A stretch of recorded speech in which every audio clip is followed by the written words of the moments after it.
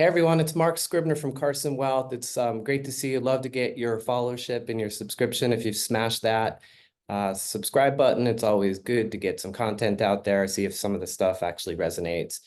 I have been doing a tremendous amount of work here in Boston in the MIT kind of ecosystem with AI and obviously all things financial all the time with Carson. And then I'll add to that, coming up close to my 30th year being a financial advisor, and is making me think about a lot of things, a lot of change and improvements that have had in the past year. Some team changes with some of the new resources that we have that some of it's been painful, some of it's been great, but things are changing in a good way. And like say a cobbler and their kids have holes in their shoes, it's really made me think about kind of where I've come from in the past 30 years.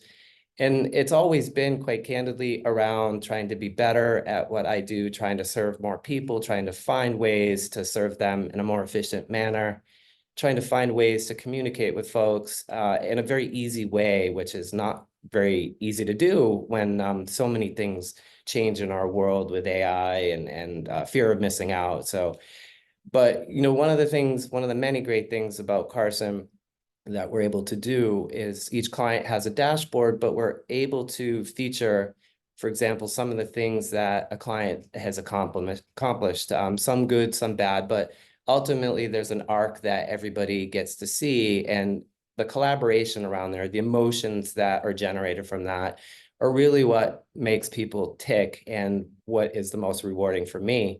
And back to that analogy, I really have never kind of done that because I've always been just kind of moving, always progressing up, but never really taking stock of like how I've been able to do that. That same arc that we're able to walk a client through very effectively, don't do it enough and don't celebrate the wins enough. So coming to Carson, what's been amazing and transformative, at least for me, is there's a lot of things that I was really good at, but they weren't allowing me to spend enough time with my clients. They weren't allowing me to really get to understand the whys. I did a good job. I'm not going to discount that level, but for me, just in transforming the business, Carson's allowed me to know, for example, I am a great money manager, or was, but I know that these folks at a PhD level are so much better than I am. I can have that part of my business and my practice be handled in a very excellent, proficient way, which gives me back more time to spend more time with clients. Obviously, I think a lot of businesses figure that out, but our financial services industry isn't so great, and Carson actually is. But, coming back into this 30-year, looking at all these ebbs and flows and things that are being accomplished together as a team, for me, it's always been about trying to be serving, spending more time with families, as I mentioned, but also really just trying to be innovative, coming at clients with great ideas, all kinds of things that are there. And if you're trying to do so many different things, something's going to suffer. If you're an asset gatherer, for example, and that's all you care about, something's going to suffer. You're not going to have great client relationships. So it was a very transformative event for me. It's an ongoing process, but this year has been the most exciting and fantastic part of my career.